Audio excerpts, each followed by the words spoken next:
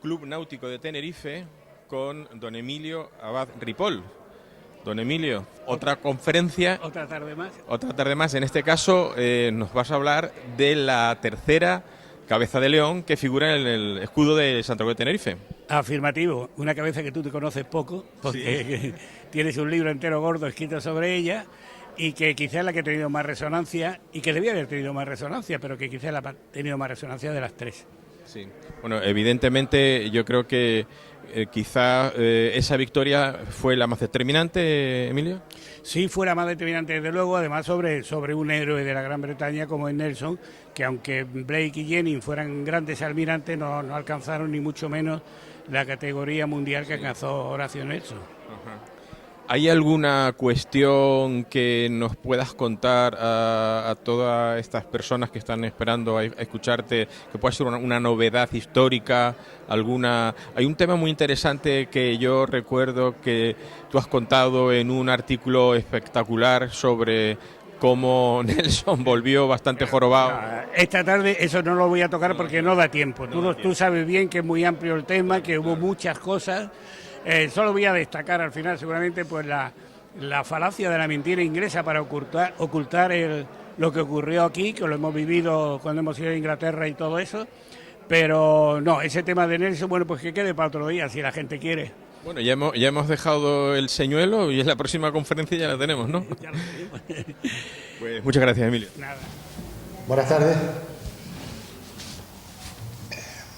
Gracias por la asistencia a todas estas personas que hemos venido aquí a escuchar un relato maravilloso de nuestra historia. Y en principio yo como presidente y en ausencia del presidente don Enrique Martínez, que no ha podido asistir por problemas de salud, y a través de mis compañeros de la Junta y de toda esta sociedad, pues quiero agradecer la asistencia a todos vosotros. En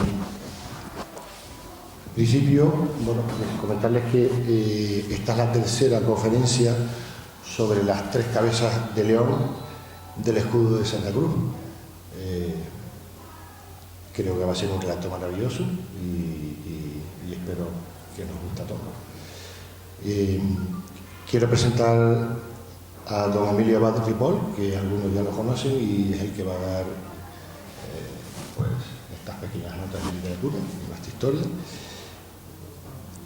Este señor don Emilio es general de artillería retirado y en fin, y antes de que empiece a hablar, pues le voy a dar la palabra a don Luis García Rebollo, excomandante naval de San Luis Tenerife y presidente de la tertulia Amigos del 25 de julio, del que forma también parte el señor don Emilio Abad Ripoll. Don Luis, bueno, antes me gustaría dar unos pequeños obsequios a don Emilio. En nombre de la sociedad y de la Junta, pues agradecer estas tres conferencias de historia que bueno, ha sido una maravilla tenerlo entre nosotros. Y espero que siga viniendo a dar conferencias. Yo, a nivel particular, es que me gusta mucho la historia y bueno, a través de novelas históricas, pues estoy haciendo mi pequeña biblioteca y bueno, a mí me encantan estos pequeños restos de historia. Le queríamos dar, vamos a pasar un pequeño obsequio a este señor.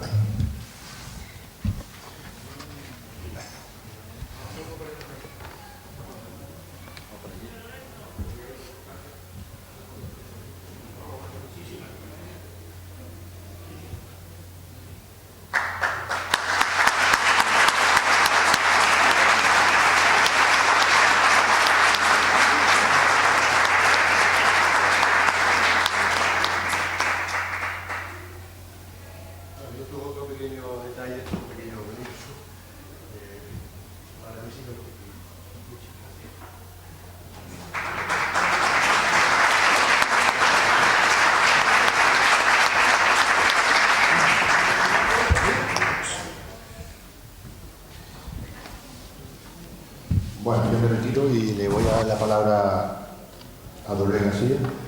Y, en fin, bueno, muchas gracias. Muchas gracias, señor vicepresidente, en nombre del Cargo Náutico de Santa Cruz de Tenerife. Señor cronista de Santa Cruz de Tenerife, excelentísimo señor general jefe de la SOICAN, comandante naval de Santa Cruz de Tenerife y otras personalidades que nos acompañan hoy, expertas también en estos temas que vamos a tratar. Queridos contertulios, señoras y señores, pues hoy ya finalizamos este ciclo de conferencias impartido exclusivamente por Emilio Abad Ripoll, nuestro contertulio, en esta ocasión sobre la tercera cabeza de león que forma o que figura en el escudo de Santa Cruz de Tenerife. Y ya a punto de concluir, pues solamente nuestro agradecimiento de la tertulia Amigos del 25 de julio al Real Club Náutico de Santa Cruz de Tenerife por esta iniciativa de contar la historia y el mar, precisamente, y la historia marítima aquí a esta sala y a este club con tanta historia también.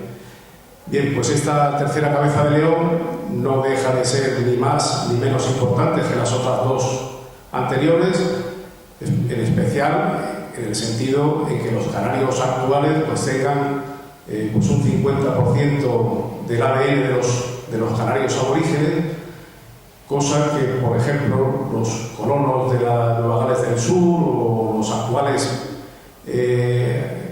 habitantes de Nueva Gales del Sur y otras colonias que en aquella época, en la misma época que ocurría, lo que don Emilio Abad Ripoll va a contar hoy, se estaban colonizando por los británicos, pues tengan esa total ausencia de ADN aborigen, por ejemplo.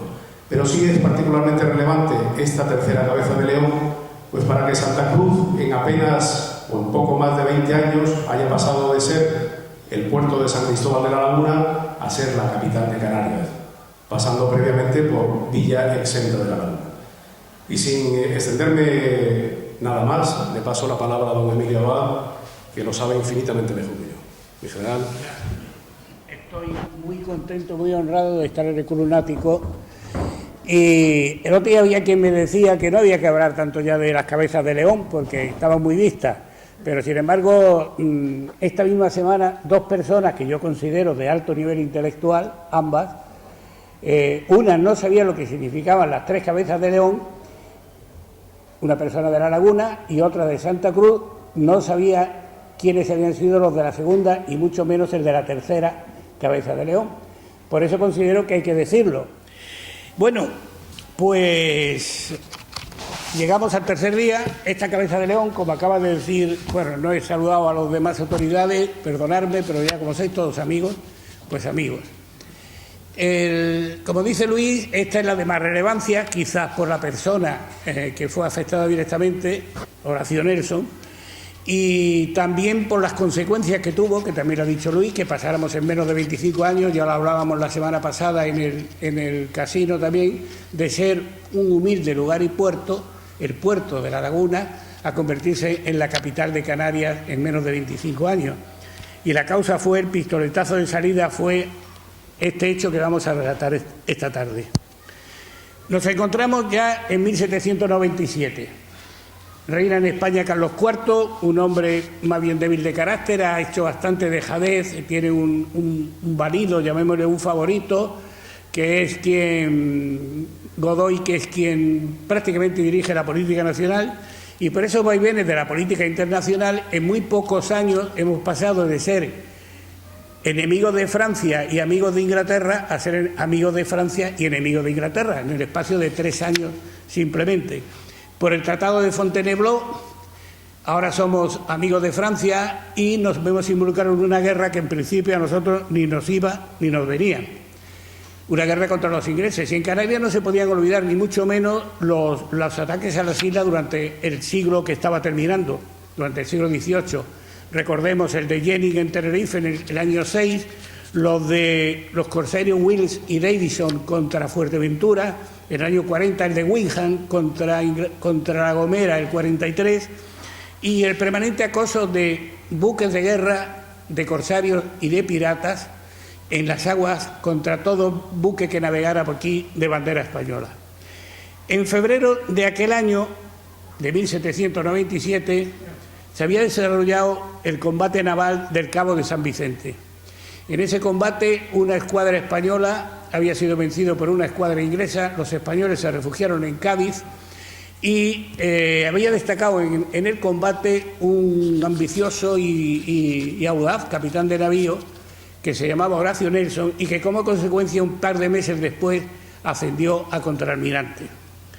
Tras el enfrentamiento, como he dicho, la flota española se refugia en Cádiz, lo que anula cualquier posibilidad de auxilio a Canarias en caso de un ataque a las islas. Esta circunstancia y más cosas, que había motines en las tripulaciones de los barcos ingleses aburridos allí frente a Cádiz, pues hay que darle trabajo a la gente y esta circunstancia lleva a Nelson a proponer a su superior, que era el almirante Jervis, conde de San Vicente, ascendido también a conde de San Vicente por la batalla que se acababa de celebrar, le propone un plan que según él va a suponer para España un durísimo golpe. En efecto, si los ingleses conseguían hacerse, como hemos hablado toda la semana, con las Islas Canarias, cortaban el cordón umbilical que unía la España de Europa con la España de América. Y aquello para España sería un golpe fatal. Y para la España de América igual. La civilización dejaría de afluir hacia allí y el oro de venir hacia aquí. El lugar y puerto de Santa Cruz, que era una especie de Noray donde se amarraban todos los barcos que iban para América, era un pequeño lugar. Bueno, quiero decir que estos cuadros que van a ver son fotomontajes de un tertuliano que desgraciadamente ya no está entre nosotros, don Víctor Esquerro.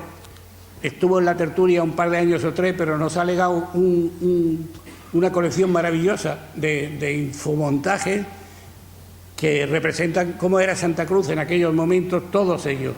Las personas, quizás reconozcan en las caras de las personas actuales de Santa Cruz.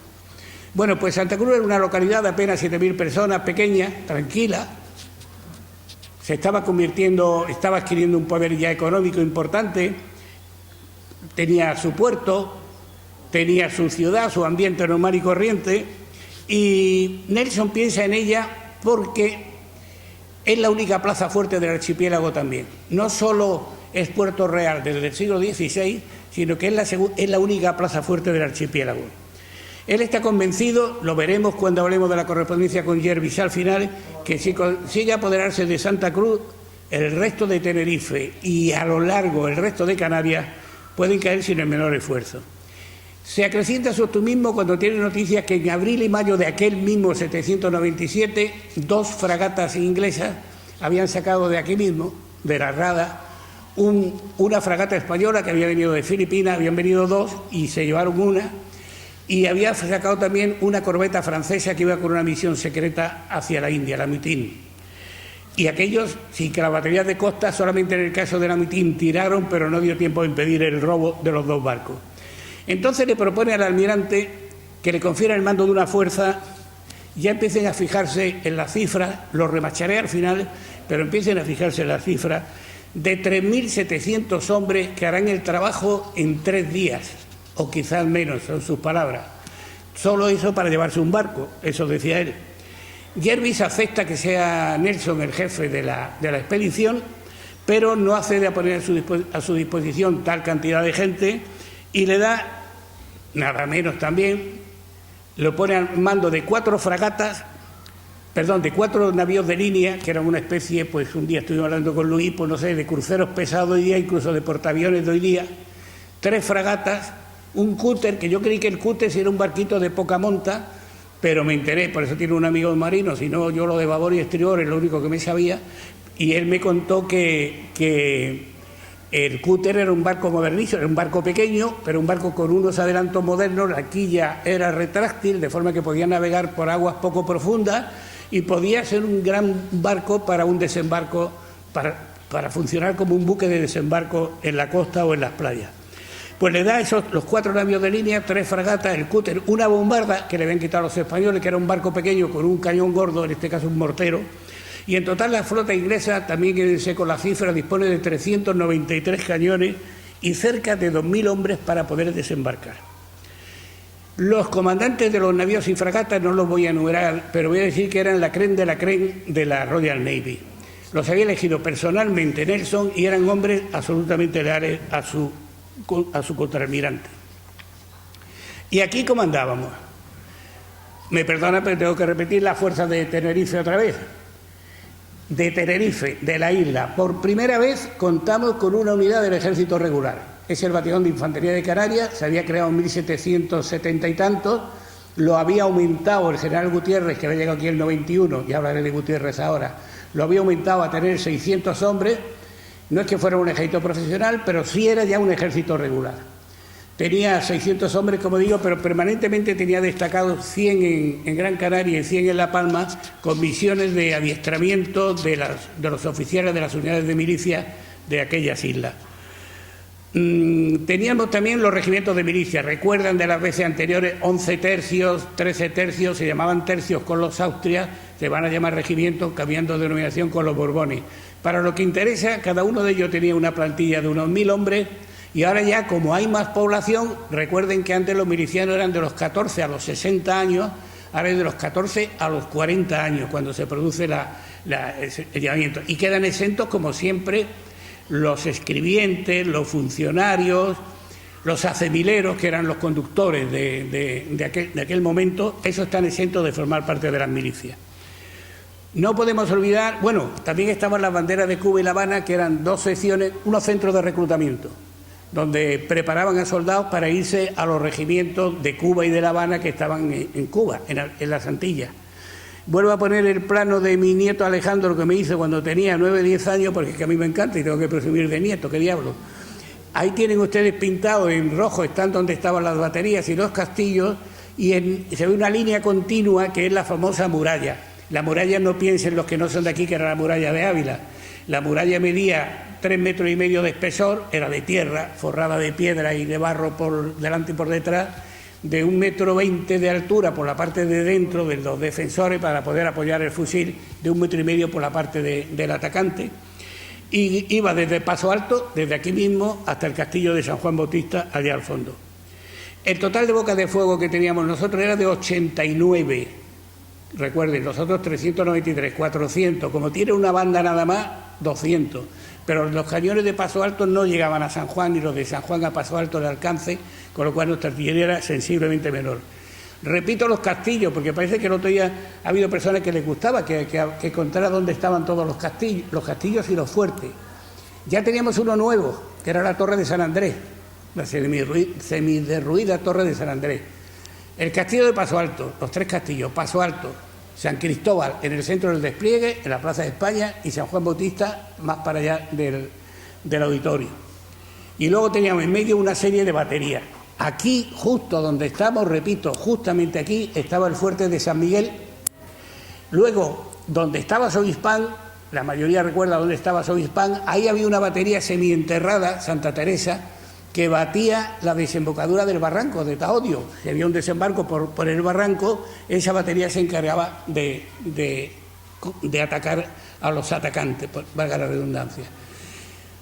Debajo de donde está el monumento de la Discordia, el monumento de la Victoria, ahí había otra batería, Santiago o Provisional de los Melones, que habían bajado. Arriba de Almeida, donde está la casa del director del Centro de Historia y Cultura, donde se junta la calle San Isidro con la del arquitecto Marrero Regalado, otra batería que era la del Pilar.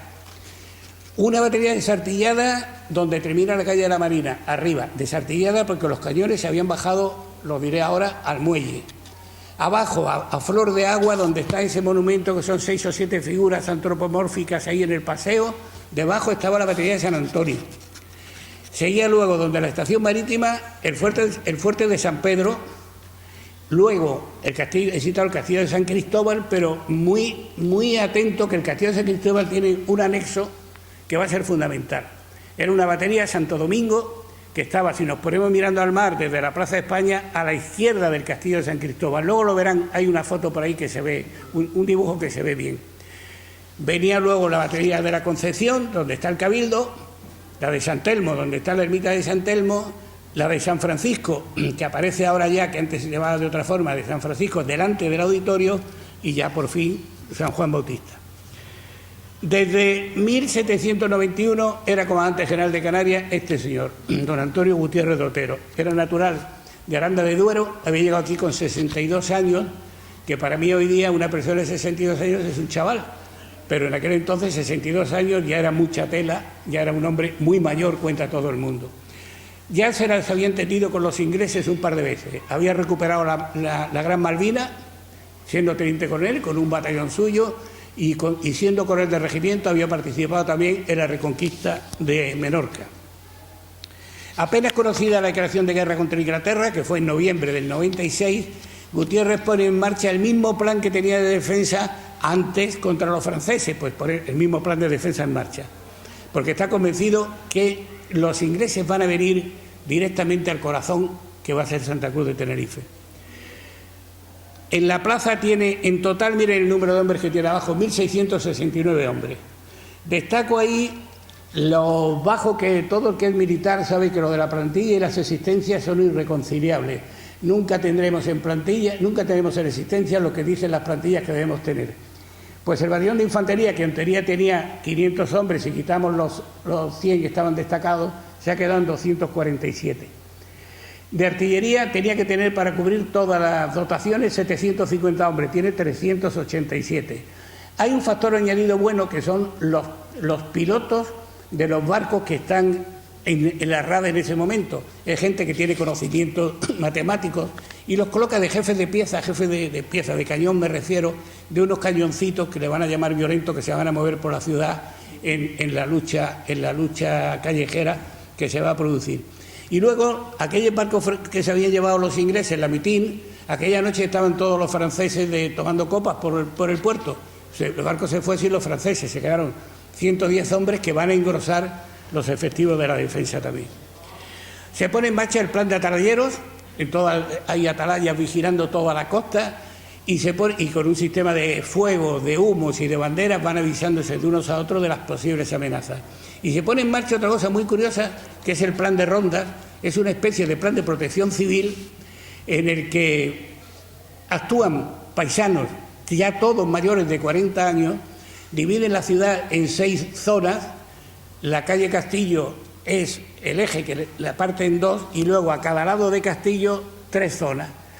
Cada una de esas zonas tiene un cabo, un jefe, un ayudante a caballo y 19 hombres que van a ejercer servicios de todo el tipo que piensen ustedes, sanitario, de control de incendios, religioso, inclusive, y eso está todo bajo la dirección del alcalde pedáneo, del alcalde real de la ciudad. Bueno, pues se acerca la tormenta. A 1 de julio, el almirante Jervis aprueba frente a Cádiz el plan de Nelson. Hay un intercambio epistolar entre los dos, que citaré al final porque es valiosísimo para aclarar lo que sucedió. Y el día 15 la escuadra de Nelson abandona el sitio de Cádiz. En vez de 4 navíos vienen 3, porque el otro, el Leander, va a salir desde Lisboa y se juntará a los demás aquí en aguas de Canarias.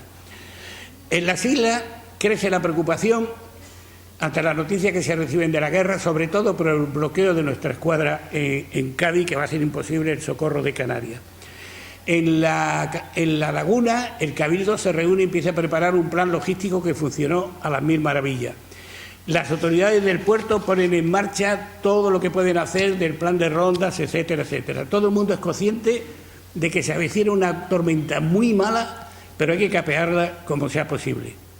En la madrugada del 21, un atalayero Domingo Palma, ahí en Anaga, divisa velas enemigas, enciende fuego y avisa a la plaza, con el repetidor que había en San Andrés, avisa a la plaza de que se avecina una escuadra enemiga. Cuando amanece el 21, van a ser 5 días, está la novela de Luis Cola, 5 días de julio, ya la hablaré luego también un poquito de ella, pues vamos a citar los 5 días de julio lo que pasa. El 21 amanece y no se ve ni una vela. Los ingleses parece que se han perdido en el mar. Aprovechando la oscuridad de la noche ya del 21, 900 marineros e infantes de marina, 200 marineros por navío y 100 marineros por fragata, marineros e infantes de marina, se trasladan a barcas.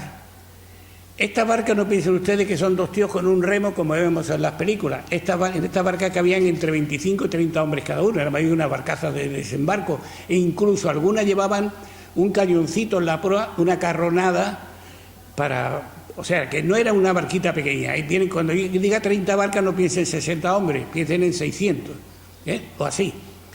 Bueno, pues se trasladan a la barca. El plan era trasladarse a las barcas, remar y llegar por aquí mismo. Es una pena que hay señores aquí que no conocen el terreno, pero los demás lo conocen todo. Desembarcar, poner pie en tierra por aquí mismo, por Valle Seco, por las playas de Valle Seco. Internarse un poco dentro, entonces no había la carretera. El monte caía directamente, prácticamente, sobre Paso Alto. Y el camino pasaba por delante. No pasaba por detrás de Paso Alto como pasa la carretera, el camino por delante. Pues desembarcar, subirse un poco a la altura y atacar de revés Paso Alto.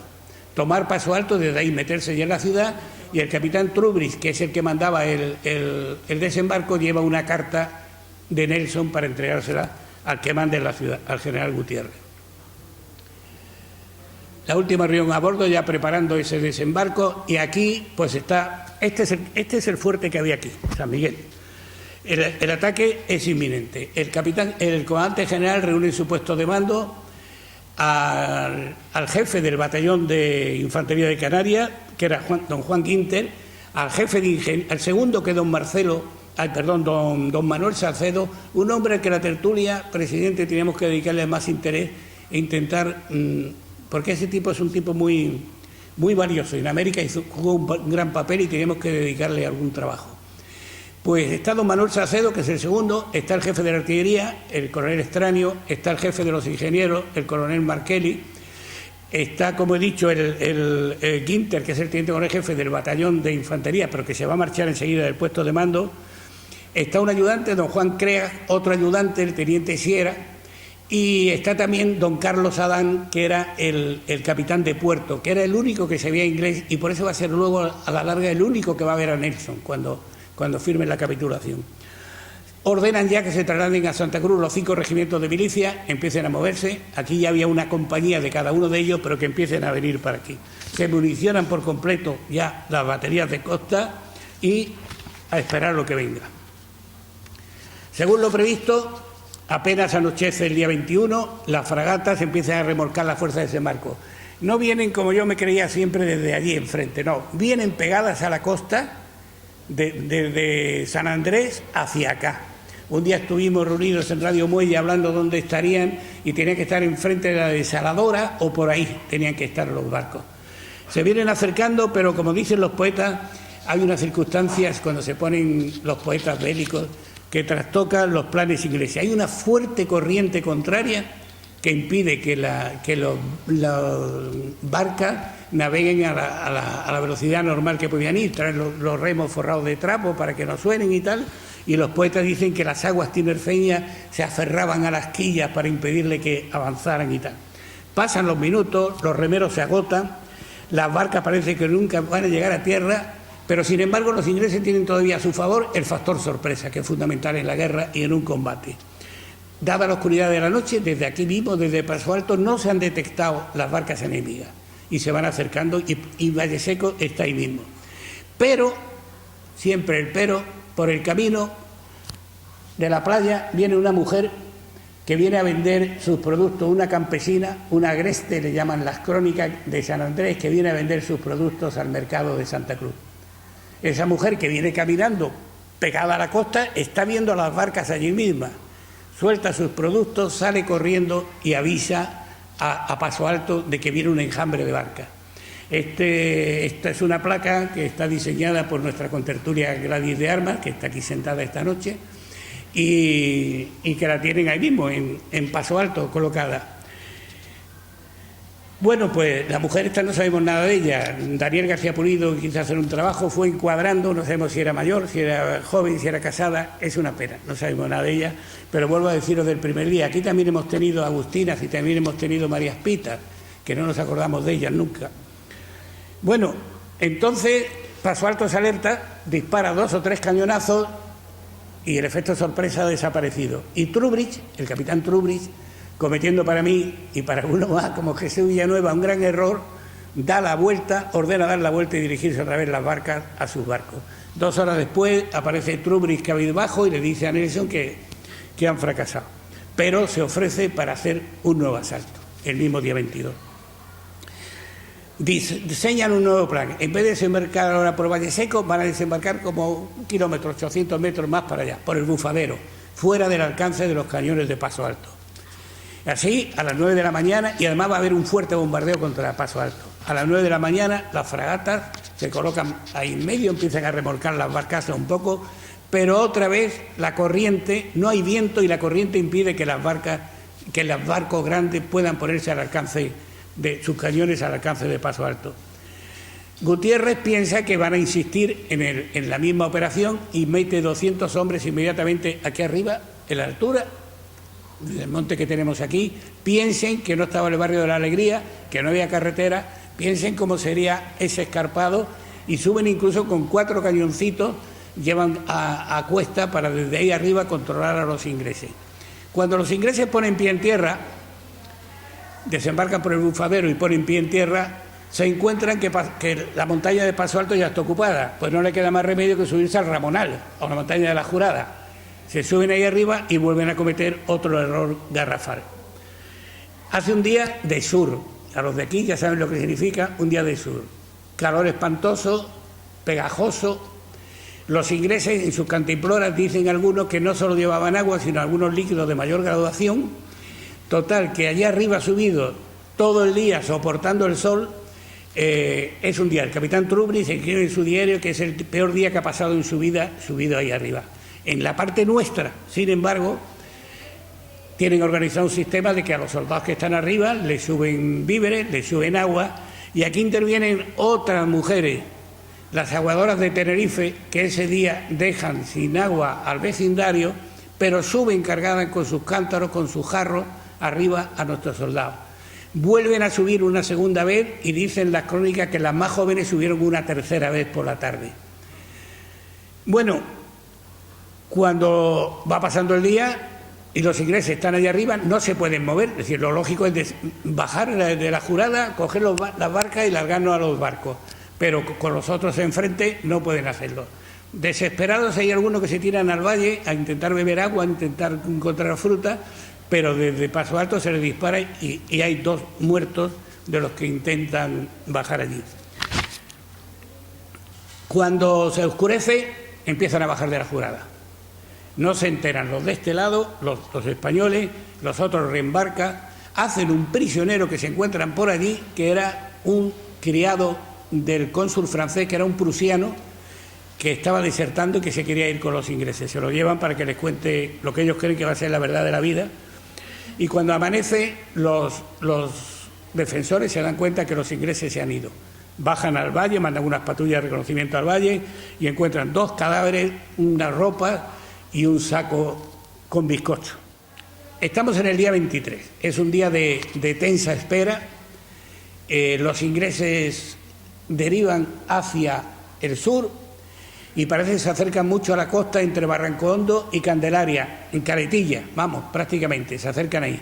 Gutiérrez manda enseguida un destacamento para allá para evitar que desembarquen por allí, pero no, siguen derivando al sudeste y al sudeste y se van yendo y casi se pierden en el mar. El 24 tienen dudas ante el tercer ataque. Gutiérrez es consciente de que en la mente de Nelson el haber perdido el factor sorpresa le hace reconsiderar la acción. Él cree que Nelson va a dar la vuelta y marcharse otra vez. Y efectivamente Nelson expone ese plan entre sus capitanes, pero hay uno de ellos, Bowen, que le dice que no, deme 2 fragatas y yo tomo Santa Cruz.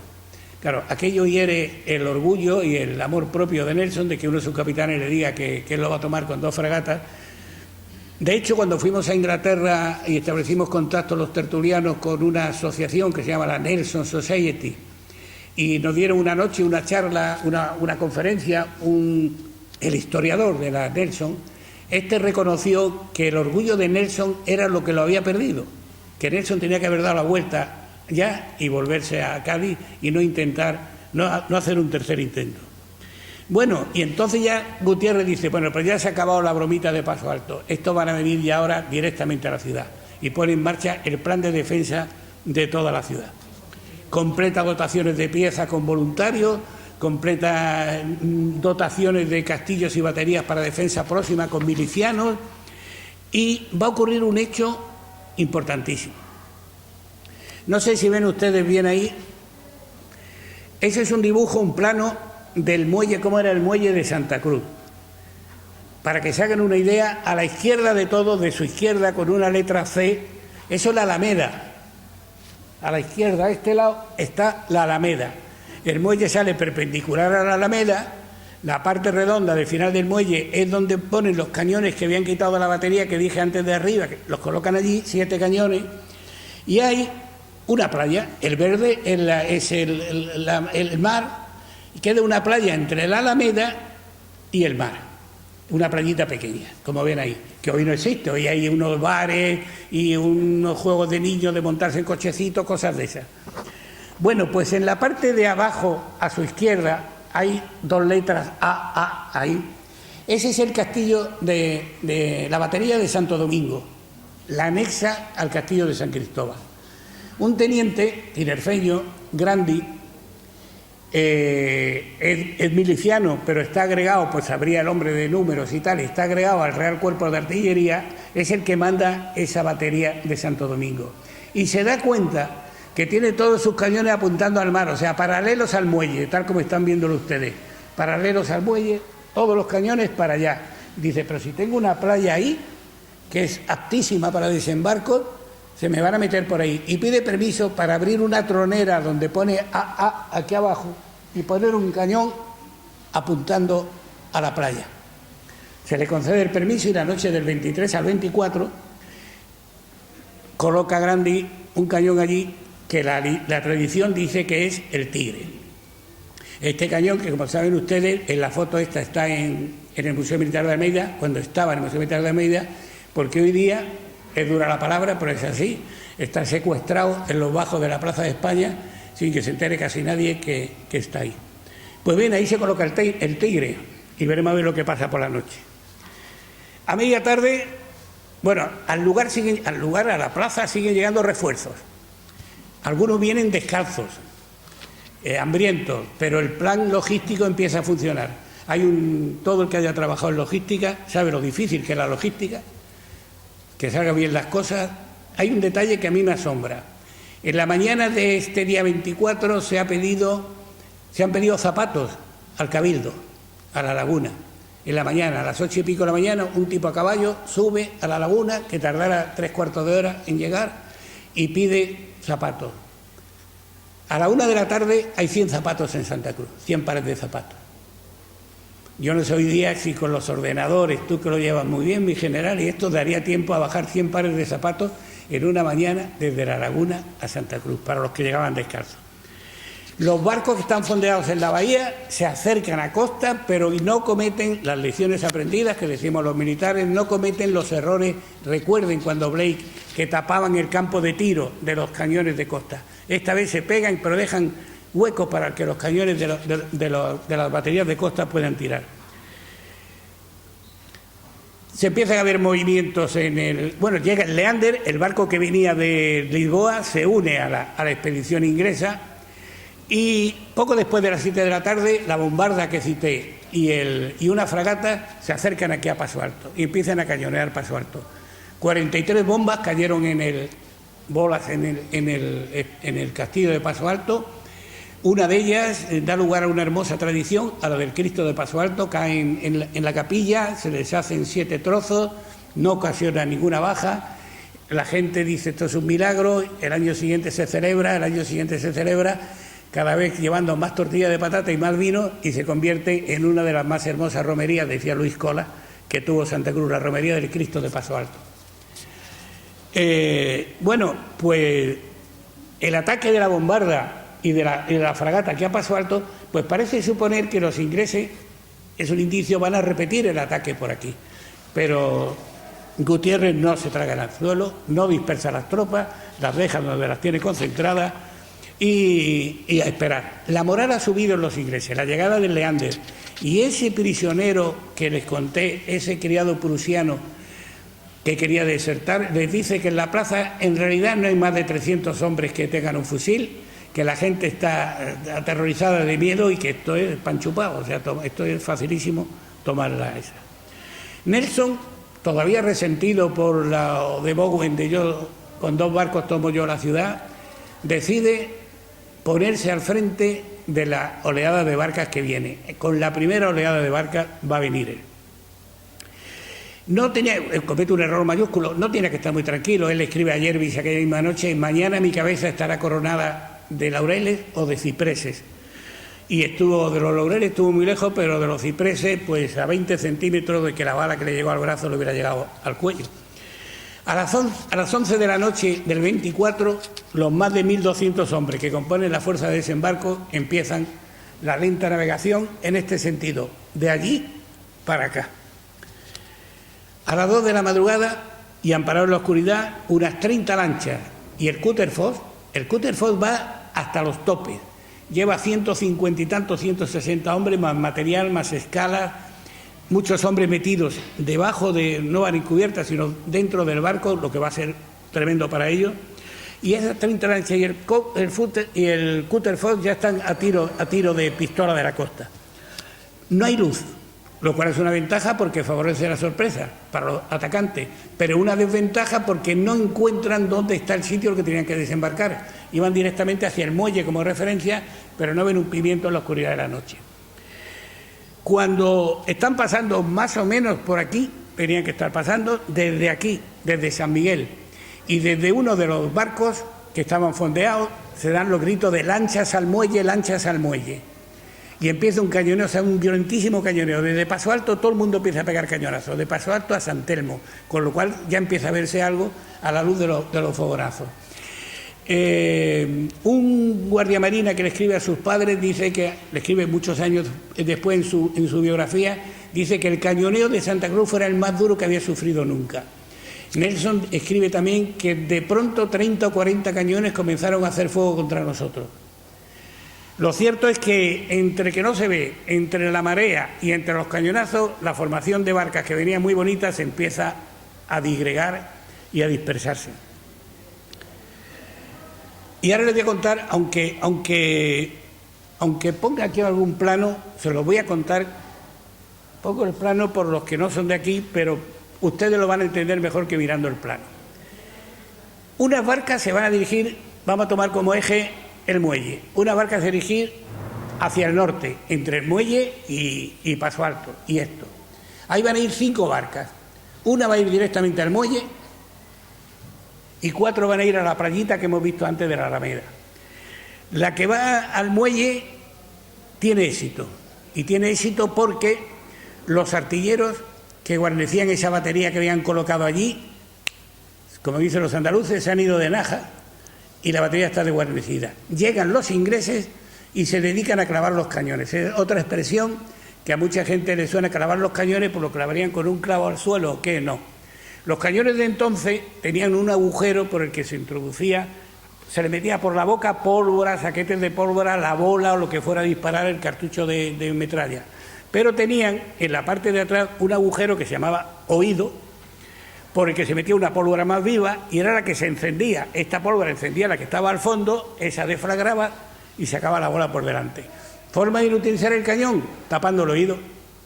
Si por el agujero del oído se mete un clavo de ligeramente mayor calibre que venciera el bronce, se martilleaba. En este cuadro de don Víctor Esquerro se ve perfectamente. En el primer cañón hay un tío cañoneando, clavando, en el segundo hay otro, el de la camisa blanca que está metiendo otro clavo también en los cañones.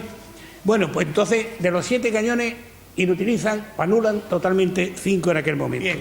Los otros que están desembarcando por la playa son 4 barcas. En una de ellas de repente un hombre se levanta, saca su espada, empieza a arengar a los que van con él en la barca y lo cuenta muy bien Jesús Villanueva en su Fuego de Bronce. Desde la izquierda ve un fogonazo tremendo, un ruido, y el Tigre está batiendo de enfilada a la playa. Se ve en el cuadro el Nelson con la espada que ha soltado. Si se ampliara, que don Víctor Esquerro nos dio un ampliado, se ve cómo sale la sangre de aquí arriba. Recibe un balazo, unos dicen que una bala de mosquete, no, porque tuvo que ser metralla del Tigre. bastante por encima del codo, no es momento de contarle, siempre decían por encima del codo, pero bastante por encima del codo, y le destroza el brazo. Su hijastro, que viaja en la barca, era hijo de su mujer había estado casada antes y tenía un hijo que es el hijastro de Nelson, con el pañuelo del cuello y un marinero que se desgarra la camisa, le hacen un torniquete,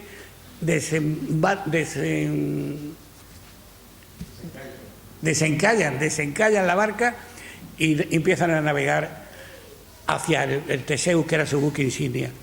Pero no ha tirado solo el Tigre. El Cutter Fox, sin que se sepa qué batería fue la que alcanzó, dicen que desde aquí, otros dicen que San Antonio, es alcanzado por 1 o 2 disparos y vuela. Dije que llevaba 150 y tantos, 160 hombres. Fuentes inglesas certifican que se ahogaron 97, incluido el comandante, que era el teniente de navío Gibson. Los que han desembarcado en las playas los baten a tiros desde la Alameda, desde detrás de la Alameda, los milicianos de Garachico. Hay una calle por ahí que se llama Milicias de Garachico. Los que han desembarcado al muelle, cuando empiezan a correr hacia el boquete, que no era más que una puerta que comunicaba el muelle con la ciudad, desde el boquete los cazan también. Y lo cierto es que de las 5 barcas que han llegado ahí, no hay ni un solo inglés que entre en Santa Cruz. Bueno, entran heridos y prisioneros, pero ninguno entra a luz. ¿Qué está ocurriendo? Voy a echar para atrás para ver otra vez esto. Los que han sobrepasado el muelle. Una barca, con Trubris, se mete en la caleta de Blas Díaz. La caleta de Blas Díaz era entre la Plaza de España, el Cabildo, el Correos, el edificio Correos, allí estaba la caleta. Una barca se mete por ahí. Desembarcan, pero claro, se encuentran en el castillo aquí, que le está pegando tiros, se echan un poquito a la izquierda, piensan que conocen la ciudad y se meten por la calle Doctor Ayar o calle del Sol para arriba, pero ellos saben que le tienen que venir por la derecha el apoyo, que Nelson está por el otro lado. Se meten, se van arriba de la plaza de Candelaria y donde está el Banco de Santander, allí se quedan quietecitos, agazapados. Tenía que ser una noche negrísima, no había luces en la ciudad entonces, claro, y se quedan agazapados a esperar que vengan los que le van a ayudar. Hay otras barcas que van la segunda que se ve ahí, el segundo, después del castillo, después del muelle, la segunda, van a la desembocadura del Barranquillo del Aceite o de Cagaceite, que es la calle Imeldo Serís. Van allí, desembarcan y lo mismo, esos se van a meter también hacia la derecha, van a salir unidades del castillo y lo mismo, se van a meter por la calle Doctor Ayar hacia arriba también, hasta intentar enlazar con los de Trubris que están en lo alto de la calle de la plaza de Candelaria. El grueso, unas 20 barcas, van a parar a la desembocadura del Barranco de Santos. Pero allí, entre los milicianos que están allí y sobre todo con el batallón de infantería canaria, que lo tenía en la mano Gutiérrez como reserva y que estaba al lado del hospital, al lado del MUNA, del Museo de la Naturaleza y la Antropología, al lado del MUNA, cruzan el puentecito, se meten en la playa y los ingleses no pueden desembarcar allí y se echan para su derecha para intentar meterse por la playa de Imeldo Serís, por la playa del Barranquillo del Aceite. Más o menos eso es contado así a breve. Bueno, ¿qué va a resultar ahora? Que los ingleses han desembarcado, pero están totalmente desorientados. Ellos no conocen ni la ciudad ni conocen nada de nada. Les están pegando tiros de la derecha del castillo, les están pegando tiros de la izquierda del batallón de infantería y se meten hacia arriba. Y se meten en todas las calles que van subiendo desde la calle de Doctor Ayar hasta la calle de la Iglesia. Todos van subiendo hacia arriba, hacia el oeste, hacia arriba, porque ya sabéis que este pueblo está así inclinado, pues subiendo hacia arriba. Entonces, ¿qué pasa a todo esto? Hay un cierto fuerte inquietud en el puesto de mando. Del batallón de infantería de Canarias no se sabe nada. Los ingleses han mandado, los que estaban en la plaza de Candelaria han matado a un señor donde está el McDonald's, que era una de las casas donde estaba el plan de ronda, matan allí a uno de los del plan de ronda y a otro lo hacen ir con un sargento inglés a decirle a Gutiérrez que se rinda. Este hombre lo único que sabe, el que va con él está aterrorizado, le ha matado a un amigo y los ingleses están en la ciudad.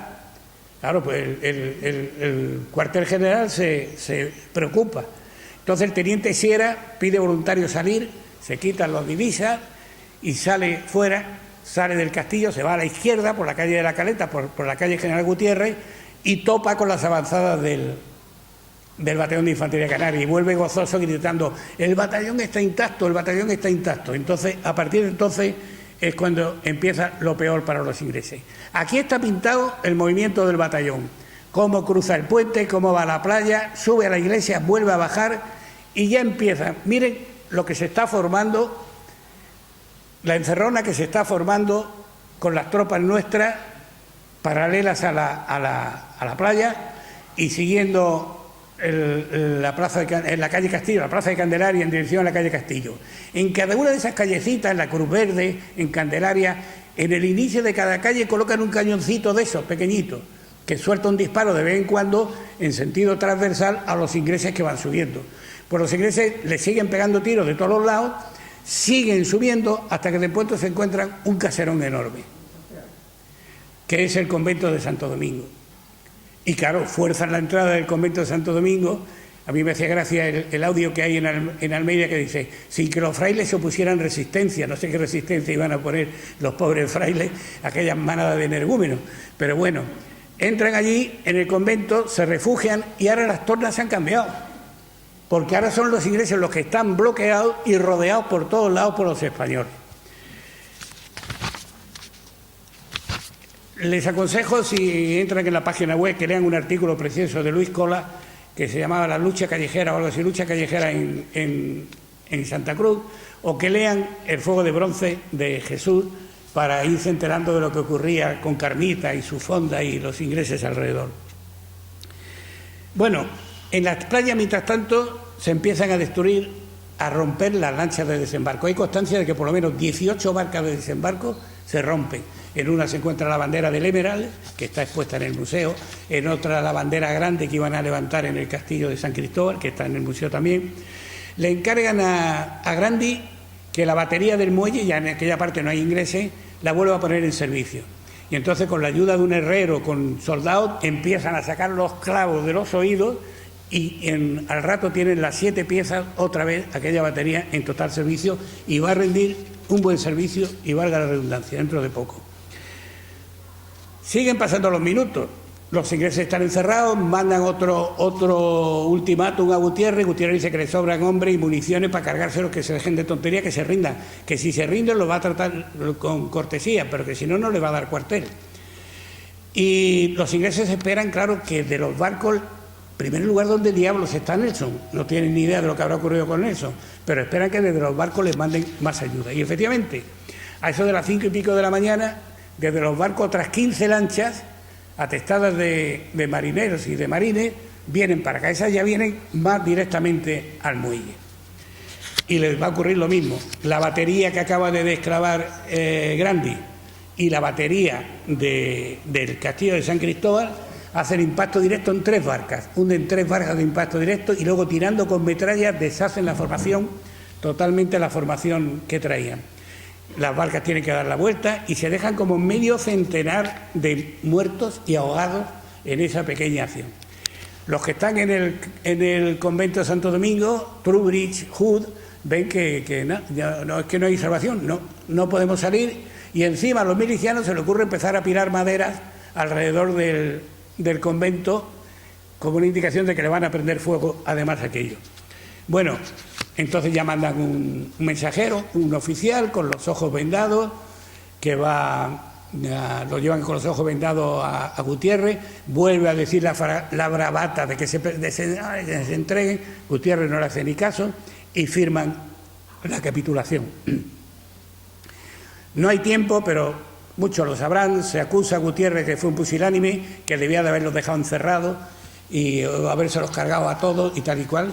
Gutiérrez actuó perfectamente bien. Hay documentos aparecidos más tarde que Gutiérrez justifica ante el rey por qué los dejó marchar sin embarazar, que es lo que le pregunta el rey, por qué dejó marchar a los ingleses sin embarazar, y él le cuenta por qué no los embarazó, y cuenta porque no tenía gente, porque los artilleros estaban agotados, porque los ingleses tenían los barcos intactos, porque el tiempo podía cambiar los barcos, acercarse a tierra y machacar una ciudad de madera, y además los ingleses se comprometen por escrito a no volver a atacar aquella escuadra, no volver a atacar ninguna de las Islas Canarias.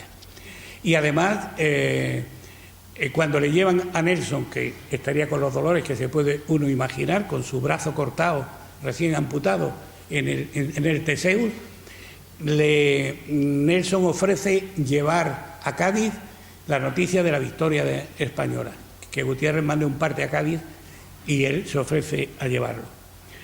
Le conceden los honores de la guerra, que es lo que pedían los ingleses, forman en la Plaza de Candelaria este cuadro de Víctor Esquerro, parecido a otro que hay muy bonito, de Sálvese que es, y bueno, forman, los ingleses desfilan por el medio, los concentran en el puerto, le dan un abundante refresco de pan y vino, creo que le dieron demasiado vino, decían los mismos oficiales ingleses, y allí esperan volver a sus barcos. ¿Cómo vuelven a sus barcos?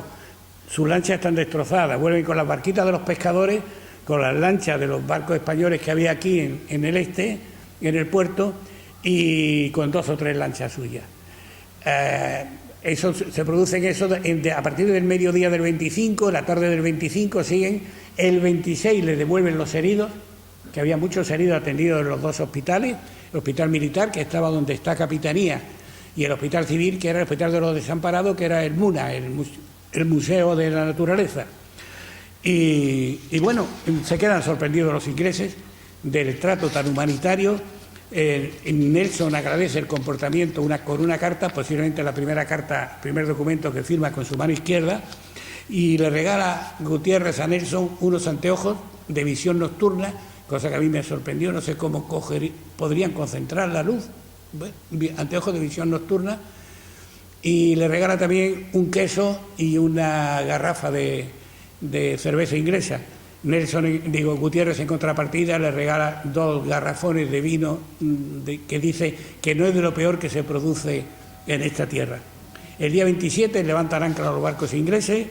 En Santa Cruz y en otras localidades ya se está enterrando a los caídos en defensa de la tierra, se dan gracias al cielo por su triunfo, pero aún no podían suponer los santacruceros, no lo vamos a hablar aquí hoy, lo hablamos el otro día ya en el casino, lo que esa victoria iba a suponer, lo que ha citado al principio Luis, pasar de ser un lugar a convertirse en capital de la provincia de Canarias. Todo nace por aquella victoria de Nelson.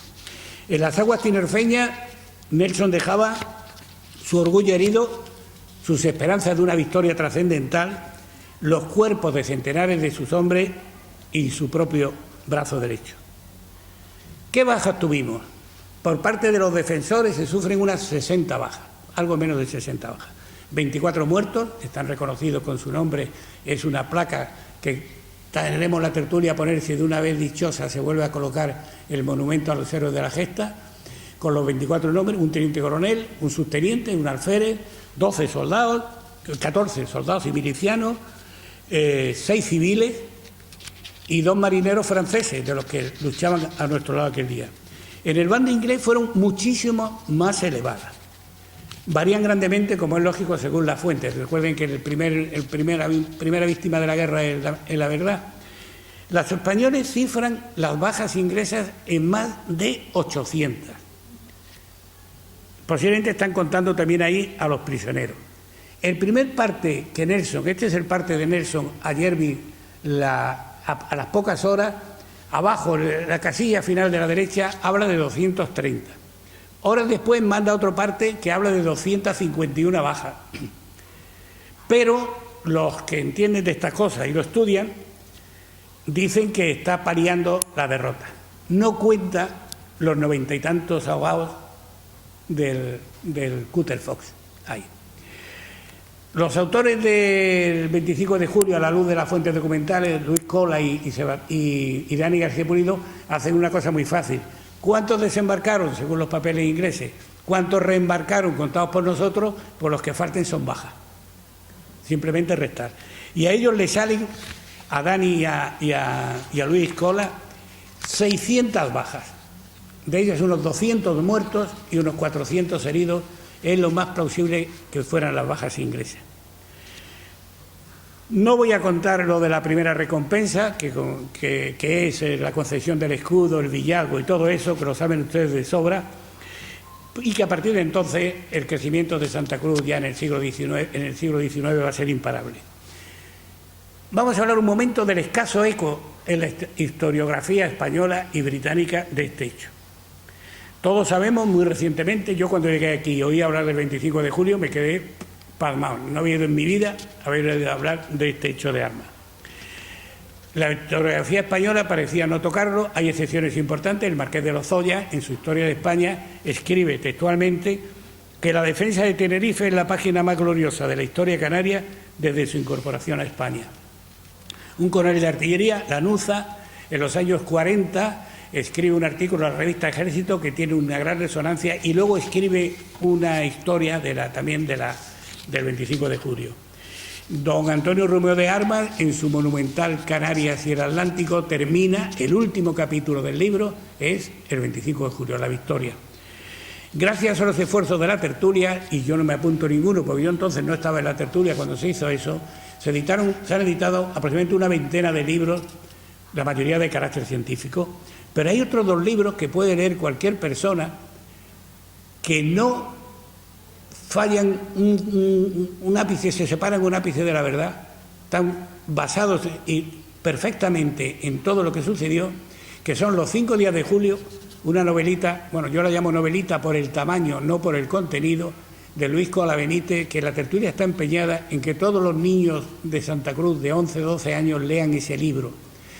Familiarmente les puedo decir que 2 de mis nietos lo han leído, uno de ellos cuando en el confinamiento de la pandemia, todas las tardes lo llamaba y me leía una página o 2 páginas del libro y a los 2 les ha encantado. Este en concreto, un día dijo, abuelo, ya lo he acabado, no lo he leído antes porque no me pude aguantar leer cómo terminaba. Digo, pues me parece muy bien. Los niños de 11 o 12 años, la tertulia, estamos muy empeñados en que eso se haga y a ver si lo conseguimos.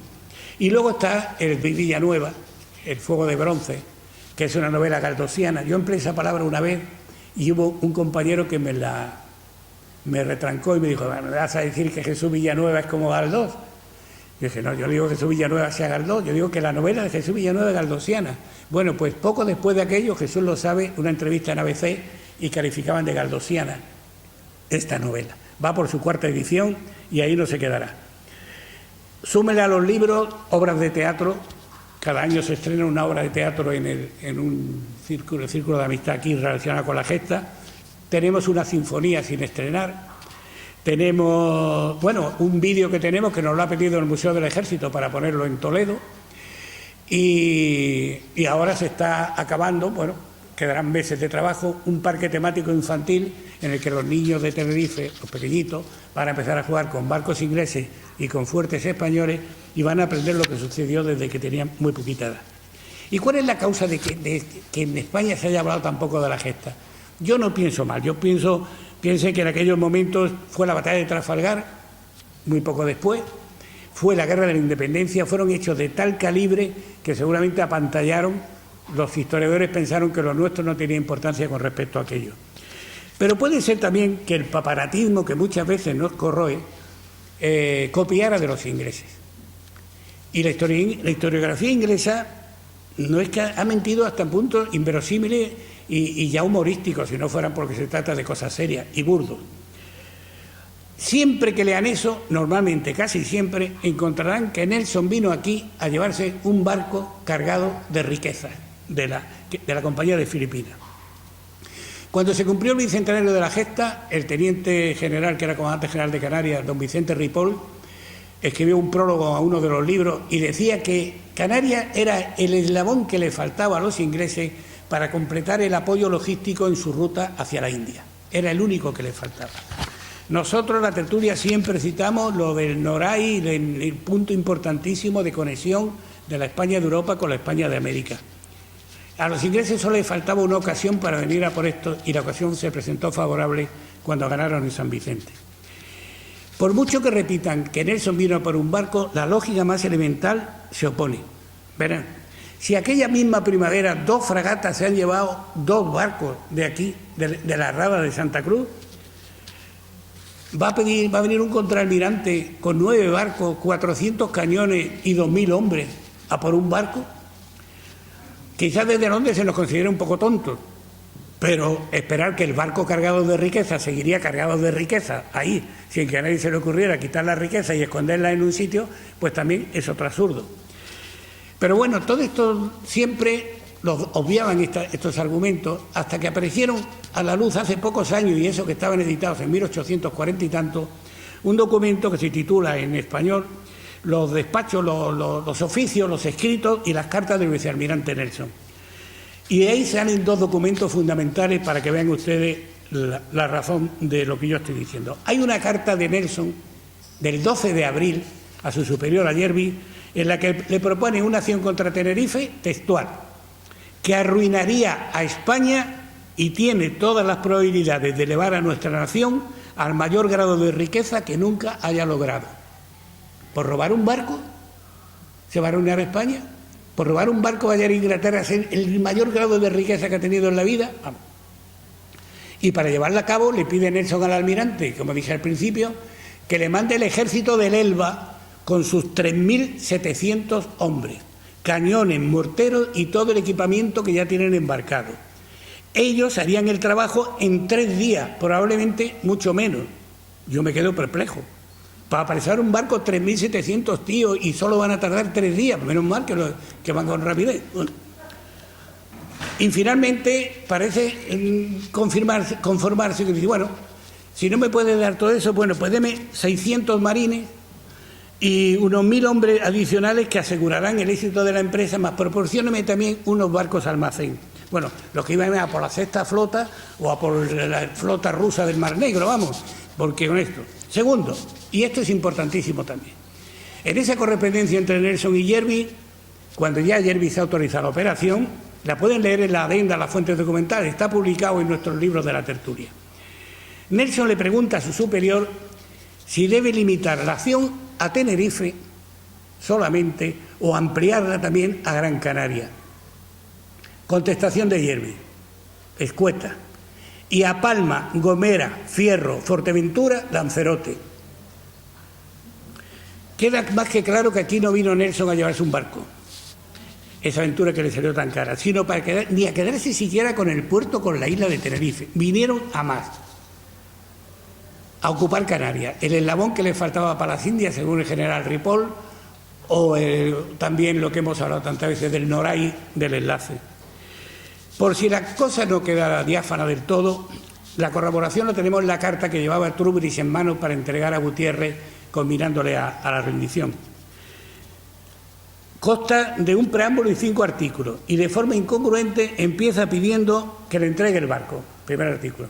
Pero inmediatamente se descarga diciendo que se rinda la guarnición, la deportación a la península de los oficiales, la entrega de los fuertes, que promete no exigir contribuciones, que va a proteger a la Iglesia Católica y al vigente sistema judicial y político. Eso no es para llevarse un barco, vamos. Eso es que tiene otra idea oculta que no deja. Bueno, y además llegado a este punto es fácil constatar. Es lo mismo que trajo aquí Jennings y Blake en 1657 y en 1704. Es lo mismo que el almirante Rooke hizo en Gibraltar. Es lo mismo que hicieron, no me acuerdo el nombre de aquel, Leaks en Menorca. La promesa de que, no, vamos a por un barco, tururú. Yo pienso que si esto hubiera caído, y pensemos en nuestro siglo XVIII, Trafalgar, con nuestro poder marítimo ya anulado, la guerra de la independencia, la emancipación de las posesiones americanas, la disensión, las guerras carlistas, las disensiones políticas del nefasto 19. Y hasta es posible, y me lo creo, lo pensaba los días, pero me lo creo, que Fernando VII, para agradecer el apoyo que los ingleses y Wellington nos había dado en la guerra de la independencia, entre otras cosas aligerando catedrales y cosas así, pues hubieran firmado un tratado similar al de Utrecht en que le hubiera concedido a perpetuidad el uso de las Canarias. Nelson vino aquí, digan lo que digan, y se pongan como se pongan sus compatriotas, a por Canarias. Como saben algunos de ustedes, yo soy director del Centro de Historia y Cultura Militar aquí en Tenerife. He visto muchas veces las caras de asombro de los turistas de Albión cuando están visitando el museo. Ven allí las 2 banderas inglesas. Hace muy poco vino el embajador inglés y hizo un comentario con las 2 banderas inglesas, hace muy poco. ven las armas, el material que le tomamos al enemigo.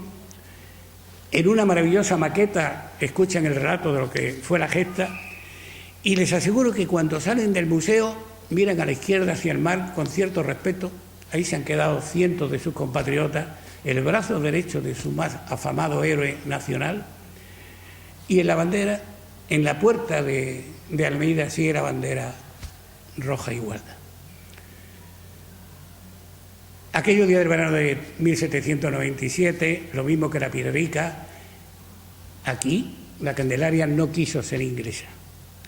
Pues señores y señoras, con agradecimiento por el valor y sacrificio de aquellos lejanos antepasados nuestros ya, los santacruceros de hoy debemos mirar ese escudo y contemplar con orgullo la tercera cabeza de león, la de abajo, la que está atravesada por la cruz espada de Santiago, roja por el grave quebranto que se les causó, como decía la justificación. Muchas gracias y buenas tardes.